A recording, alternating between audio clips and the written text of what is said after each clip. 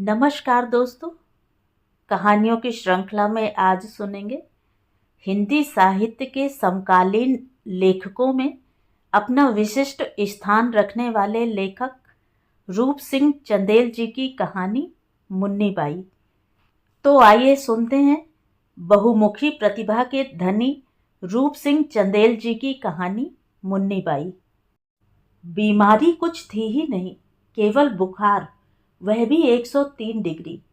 Doctor Jainandan ने कहा था, चिंता की बात नहीं, 1-2 दिन में बुखार काबू में आ जाएगा। लेकिन बुखार काबू में नहीं आया। पंडित गंगाधर तिवारी का शरीर आग की भांति तप रहा था, जिसकी सेंक उन तक पहुंच रही थी, और वे विकल उनके सिरहाने बैठी सिर पर ठंडे पानी की पट्टी रख रही थी। गंगाधर उनके झुर्रियों भरे चेहरे पर दृष्टि गड़ाए टुकुर टुकुर ताक रहे थे। मुरारपुर खबर भेजकर पद्मधर को बुलवा दूं? गंगाधर के कान के पास मुंह ले जाकर उन्होंने पूछा। हाथ हिलाकर मना कर दिया गंगाधर ने, लेकिन वे नहीं मानी। पद्मधर गंगाधर तिवारी का छोटा भाई, एक माँ के जाए, उसे खबर देनी ही चाहिए। बड़ा भाई बीमार हो, उनके यहाँ पड़ा हो, और छोटे को खबर न हो, यह उचित नहीं होगा। हालांकि गंगाधर कभी कभार ही अपने भाई भतीजों के साथ रहते रहे हैं। उनके साथ नेह नाता जोड़ते ही पिता ने उनसे संबंध तोड़ लिया था और जीते जी उन्हें घर में घुसने नहीं दिया। ऐसे कुलबोरन औलाद की शक्ल देखना भी गुनाह, घोषणा की थी गंगाधर के पिता पंडित मुरलीधर तिवारी ने। उन्होंने संपत्ति से भी उन्हें बेदखल कर दिया था, और पिता के रहते गंगाधर घर की ड्योढ़ी लांघने का साहस नहीं कर पाए थे। लेकिन बाद में माँ का मोह उन्हें खींच ले गया, और वे हफ्ते 10 दिन में मुरारपुर जाकर 1-8 दिन घर में रह आते थे। माँ कहती, गंगा, छोड़ उस बेड़िन का साथ, काहे को जिनगानी नरक कर रहा है?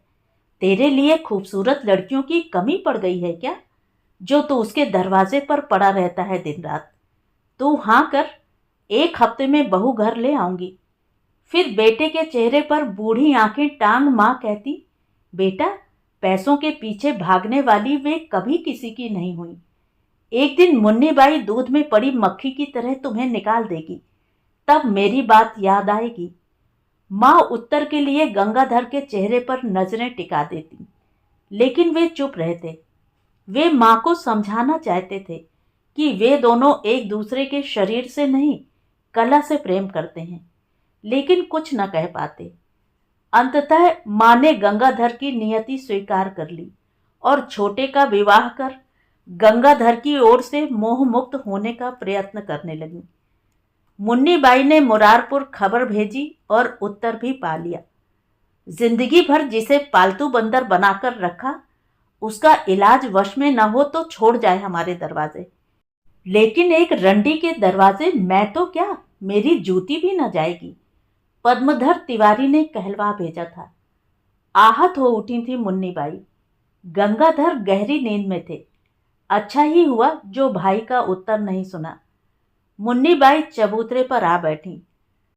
शाम चबूतरे के कोने पर खड़े नीम के पेड़ की शाखाओं पर कदम रखती धीरे धीरे नीचे उतर रही थी, और पिछवाड़े चैतू चमार के छप्पर पर कोई पखेरू गला फाड़कर चीख रहा था।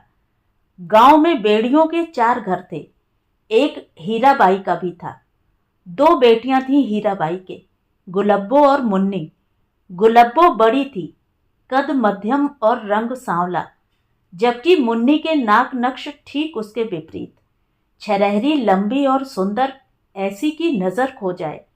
दोनों को हीराबाई ने न केवल नृत्य और संगीत की अच्छी तालीम दी, बल्कि पड़ोसी गांव मिर्जापुर के मुनव्वर अली का शागिर्द बना उन्हें कला पारंगत भी बनाया। हीरा तो ठाकुर जोरावर सिंह के नाम नेह से यूं बंधी कि गांव से ही हिलक कर रह गई। अपनी कला को 10 गांव की चौहद्दी के बाहर नहीं ले जा पाई, लेकिन वे नहीं चाहती थी कि उनकी बेटियां गांव में सड़े। और जैसा उन्होंने चाहा था, गुलब्बो कानपुर के एक कपड़ा व्यापारी की नजर चढ़ी तो हीरा ने अवसर चूकना उचित न समझा। लेकिन मुन्नी शहर नहीं गई। मुरारपुर के पंडित गंगाधर तिवारी प्रायः मुनव्वर अली के साथ उसके यहाँ आने लगे थे। वह भी मुनव्वर अली के शागिर्द थे और शास्त्रीय संगीत की शिक्षा ले रहे थे। दोनों का एक दूसरे के प्रति आकर्षण हीराबाई से छुपा न रहा और उन्हें एक दूसरे से अलग रखने के उनके प्रयास भी व्यर्थ रहने लगे थे। उन्हीं दिनों एक दिन गांव में गिरधारी सिंह ने अपने बड़े बेटे के जन्म की खुशी में अपने दरवाजे नाच गाने का आयोजन किया था। शीशुपुर की चंदाबाई के साथ हीराबाई को भी बुलाया था। हीरा ने नृत्य गायन के लिए मुन्नी को तैयार कर लिया था। गिरधारी सिंह के दरवाजे खुली जगह पर शामियाना लगा था। कई दिन पहले से पास पड़ोस के गांव में इस नृत्य संगीत के कार्यक्रम को प्रचारित किया गया था। भीड़ इतनी थी कि लोग जानवरों की नांदों के ऊपर, चबूतरों, मकानों के मुंडेरों, गली में खड़ी बैलगाड़ियों पर बैठे थे और उनके पीछे भी कितने ही लोग खड़े थे मुन्नी और चंदा का नृत्य देखने और गायन सुनने के लिए। चंदा के बाद मुन्नी के पैरों के घुंघरू जब झनके, भीड़ दम साथ देखने सुनने को आतुर हो उठी थी। मोरो तो गिरधर गोपाल दूसरो न कोई। मुनव्वर अली हारमोनियम बजा रहे थे और पंडित गंगाधर तिवारी तबला। मो मो मोरे तो गिरधर गोपाल। नृत्य जब समाप्त हुआ तो गिरधारी सिंह दौड़ते हुए पहुंचे थे मुन्नी के पास और नोटों की थैली देकर बोले थे, तुमने मुझे लूट लिया मुन्नी। मुन्नी से पहले थैली हीराबाई ने थाम ली थी और बोली थी, शुक्रिया लंबरदार, आप जैसे कला पारखियों के कारण ही हम जिंदा हैं। हीराबाई के कथन से प्रोत्साहन मिला था गिरधारी सिंह को। दूसरे दिन ही दौड़े आए थे उसके घर। उस समय मुनव्वर अली मुन्नी को गायन का रियाज करवा रहे थे और गंगाधर तबले पर संगत कर रहे थे। मुनव्वर अली के जाते ही गिरधारी सिंह ने प्रस्ताव रखा था, मुझे तुम्हारा हाथ चाहिए मुन्नी। कैसा हाथ? अनजान बन पूछा था मुन्नी ने। हाथ? हाथ यानी तुम्हारा साथ। मैं तुम्हें अपनी बनाना चाहता हूँ। तुम उसी घर में रहोगी, लेकिन उस घर की कीमत हीराबाई को चुकाकर मैं इसे हवेली में बदल दूंगा। यही नहीं, तुम्हारे दूसरे घर को भी, जहां तुम नाचने गाने का अभ्यास कर सकोगी। बड़े ऊंचे सपने लेकर आए हैं ठाकुर साहब। फिर बुला लाइए पंडित और इकट्ठा कीजिए गांव वालों को, रिश्तेदारों को, हो जाएं भांवरे। ठठाकर हंसी थी मुन्नी। वह सब भी हो जाएगा मुन्नी, तुम हाँ तो करो। मेरे हाँ करने से क्या होगा ठाकुर साहब? पहले अपनी ठकुरानी और बिरादरी से तो हाँ करवाइए, फिर बात कीजिए। मतलब यह कि तुम इनकार कर रही हो। आप समझते हैं तो ऐसा ही मान लें। फुंकार उठे थे गिरधारी सिंह। गांव में मेरे प्रस्ताव को ठुकराने की हिम्मत किसी में नहीं है मुन्नी बाई। जमींदारी चली गई तो क्या? गिरधारी सिंह की बात बीच में ही काटकर बोली थी मुन्नी बाई। शुक्र है कि जमींदारी चले जाने का एहसास है ठाकुर साहब आपको। और जहां तक आपके प्रस्ताव को अस्वीकार करने का सवाल है, मैंने तो किया नहीं, बस इतना ही कहा है कि ठकुरानी से पूछ आएं। गिरधारी सिंह वहां एक क्षण भी न रुके थे, पैर पटकते चले गए थे। हीरा शहर के किसी धनी व्यक्ति के हवाले करती मुन्नी को इससे पहले ही एक दिन गुलब्बो गांव वापस लौट आई थी। उसका वह तथाकथित पति मर गया था और पति के परिवार वालों ने अगले ही दिन उसका सामान सड़क पर फेंक दिया था। गुलब्बो गांव लौटी तो खोई सी रहने लगी। नृत्य से संबंध तोड़ लिया। हीराबाई की कोशिशें गुलब्बो में नृत्य के प्रति उत्साह का संचार न कर सकी। यहां तक कि वह मुन्नी की महफिल में भी नहीं जाती थी। बैठी या लेटी दिन भर कुछ सोचती रहती। बहन की जीवन गाथा ने मुन्नी को और अधिक सतर्क कर दिया। शहर ही नहीं, पास पड़ोस के गांव के रईसों के नथ उतारने के बड़े बड़े प्रस्ताव को वह ठुकराने लगी थी। बड़ी बेटी की आकस्मिक वापसी और छोटी की हठ ने हीराबाई को चिंतित कर दिया था। अनुभवी मां ने यही जाना था कि किसी की होकर रहने में न केवल आर्थिक सुरक्षा मिलती है, बल्कि कला की रक्षा भी होती रहती है। वह कैसे समझाए मुन्नी को कि बिना मजबूत कंधे के लंबा जीवन कैसे काट सकेगी। लेकिन हीराबाई की एक न चली मुन्नी के तर्कों के समक्ष। बहन का उदाहरण उसके समक्ष था। माँ से पूछती वह, आप ही बताइए अम्मा, दीदी की जिंदगी कैसे कटेगी। नृत्य संगीत की इस देवी को आपने शहर के उस सेठ की थैली से केवल इसलिए तौल दिया था जिससे वह उस सेठ की हवेली की शोभा बन सके, यह जानते हुए भी कि ऐसा कभी नहीं होगा, कभी नहीं होता, क्योंकि कभी नहीं हुआ। आप अपने बारे में सोचकर देखें, क्या मिला आपको। क्या एक दिन के लिए भी आप अपनी डेहरी लांघ कर ठाकुर जोरावर सिंह के घर जाकर रह सकी। माँ, रखैल को रखैल ही रहना होता है और किसी भी हवेली में उसका स्थान सबसे अलग होता है, उपेक्षित, तिरस्कृत। कुछ रुककर उत्तेजना को झिटकते हुए सहजता ला वह कहती, माँ, मुझे रखैल नहीं बनना, मुझे मेरी कला के लिए जीने दो। और मुन्नी बाई का जीवन नृत्य संगीतमय हो गया। दूर दूर से उसे बुलावे आने लगे। मुनव्वर अली जब तक जीवित रहे उसके साथ जाते रहे और गंगाधर तिवारी, उनके बिना मुन्नी घर से बाहर कदम नहीं रखती थी। दोनों एक दूसरे के पूरक हो चुके थे। हीराबाई ने बेटी की नियति को स्वीकार कर लिया था। उसके बाद गंगाधर अधिकतर मुन्नी के घर रहने लगे थे। दोनों ने गांव के दुर्गा मंदिर में जाकर एक दिन मूर्ति के सामने साथ जीने मरने की शपथ ली थी, और यह साथ शरीर की जरूरतों से कहीं अधिक कला के लिए था।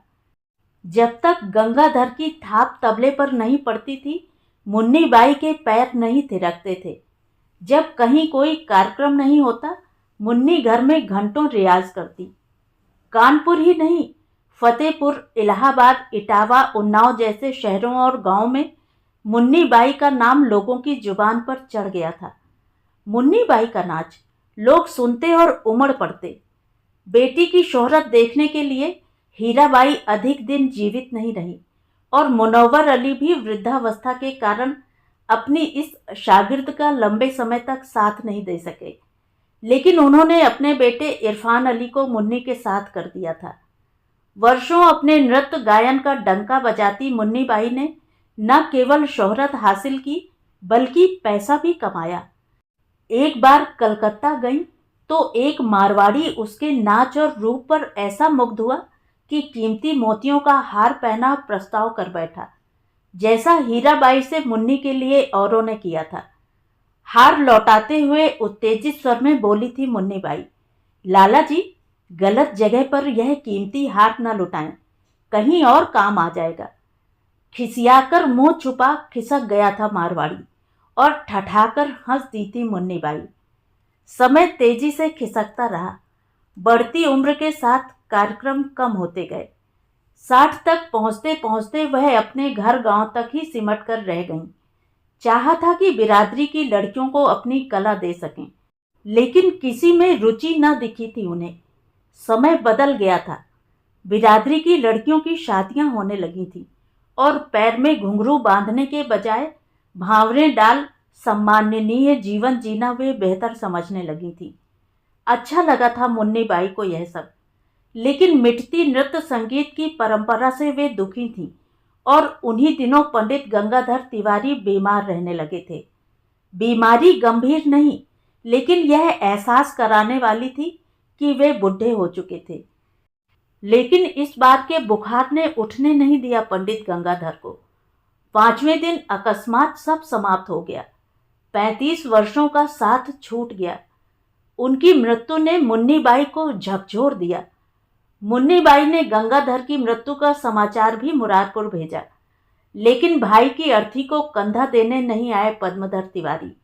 जले में नमक छिड़कते हुए कहलवा भेजा, मुन्नी बाई से अधिक सगा कोई नहीं था गंगाधर तिवारी का, वही करे उनका क्रियाकर्म। मुन्नी बाई के लिए यह चुनौती थी, लेकिन हताश नहीं हुई वह। हताशा कभी उसके शब्दकोश में रहा ही नहीं। गांव में ही नहीं, आसपास के 10 गांव में उनकी प्रतिष्ठा थी। गंगाधर की अंत्येष्टि के लिए सारा गांव आ जुटा था। शंकर बेड़िया ने मुखाग्नि का निश्चय किया। गांव वालों ने भी कहा, जिंदगी भर गंगाधर मुन्नी के घर रहे, फिर कहाँ बची उनकी जाति। शंकर ठीक ही दे रहा है मुखाग्नि, भाई भतीजे नहीं तो कोई तो देगा ही। गंगाधर तिवारी की जब अर्थी उठी, मुन्नी ने चूड़ियां तोड़ डाली, बेहोश हो गई, लेकिन जल्दी ही संभली, क्योंकि एक बड़ी चुनौती सामने थी। 13वें दिन का अंतिम कर्म 13वीं। शंकर ने मुखाग्नि दी तो लोटा भी उसी ने थामा। मुन्नी 13वीं की तैयारी में जुटी। 35 वर्ष के साथ को ढंग से श्रद्धांजलि देना चाहती थी। बिछोह की पीड़ा दबाए दौड़ती रही फिरकी की तरह। चाहती थी कि लोग देखें पद्मधर तिवारी कि एक रंडी अपने प्रणयी के लिए क्या कर सकती है। मिर्जापुर जाकर हलवाई तय कराई, गांव के सभी घरों को न्योता दिया, लेकिन गिरधारी सिंह गांव में कहते घूमने लगे, एक ब्राह्मण की 13वीं रंडी करे, छी छी, उसके यहाँ खाने जाना नर्क में जाने से बदतर। जो जाएगा मेरा उससे हुक्का पानी बंद। गिरधारी सिंह के साथ खड़े हो गए गांव के दूसरे रईस ईश्वरी अवस्थी, और गांव में ठाकुर ब्राह्मणों में चर्चा की कि जो मुन्नी के यहाँ 13वीं खाने जाएगा वह जाति बहिष्कृत। खबरें मुन्नी बाई तक पहुंची। वे चिंतित हुई। 13 ब्राह्मण खिलाने आवश्यक है। गंगाधर की आत्मा की शांति के लिए यही परंपरा है। कैसे होगा यदि कोई न आया तो? दूसरे गांव से बुलाऊं, लेकिन वे भी न आए तब? वे किसी निष्कर्ष पर नहीं पहुंची और 13वीं का दिन आ पहुंचा। दरवाजे लंबी चौड़ी चौरस पर शामियाना लगवा दिया गया था। एक साथ 100 लोगों के भोजन की व्यवस्था थी। बारी 1000 पत्तलें ले आया था। हलवाई एक दिन पहले मिठाई बनाने आ गया। गांव के लोग निकलते और मिठाई की गंध नाक के रास्ते फेफड़ों पर समेटते आगे बढ़ जाते।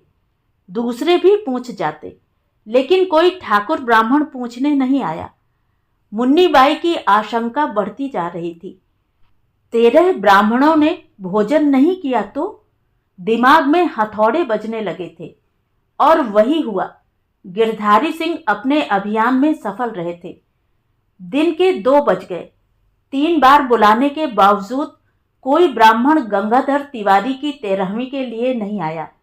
लोटे, गमछे और चांदी के सिक्कों की दक्षिणा उनकी प्रतीक्षा में चबूतरे पर सजे रखे रहे। शंकर थककर रुआंसा हो चबूतरे पर आ बैठा। गांव के निमंत्रित दूसरे कुम्हार, चमार, पासी, कोरी लोगों की भीड़ जुटने लगी थी, लेकिन समस्या वहीं अटकी थी, 13 ब्राह्मण। और तभी शांत गंभीर स्वर में मुन्नी बोली, शंकर, हम शुरू से ही गलती कर रहे हैं। ब्राह्मण तो हमारे सामने मौजूद हैं और हम उन्हें गांव में ढूंढते फिर रहे थे। और आगे बढ़कर मुन्नी बाई ने चैतू चमार और उसकी बिरादरी के 13 लोगों का हाथ पकड़ पंगत में बैठाया और शंकर की ओर मुड़कर बोली, शंकर, इनके पैर धोकर इन्हें भोजन करवाओ। हमारे पंडित गंगाधर तिवारी की आत्मा को इससे बड़ी शांति और किसी बात से नहीं हो सकती। चैतू सहित सभी भौचक थे, लेकिन किसी ने कुछ कहा नहीं। उसके बाद पंगत दर पंगत बैठती उठती रही। यह सिलसिला देर रात तक चलता रहा और चबूतरे पर बैठी मुन्नी बाई शांत भाव से सबको आता जाता देखती रही। तो ये थी कहानी। कहानी आपको कैसी लगी कमेंट करके ज़रूर बताएं। और अगर मेरे द्वारा सुनाई हुई कहानियाँ आपको अच्छी लगती हैं और आप मेरे चैनल पर पहली बार आए हैं तो चैनल को सब्सक्राइब ज़रूर करें, लाइक करें और अपने दोस्तों और परिचितों में शेयर भी करें। बेल आइकन दबाना बिल्कुल भी ना भूलें। धन्यवाद।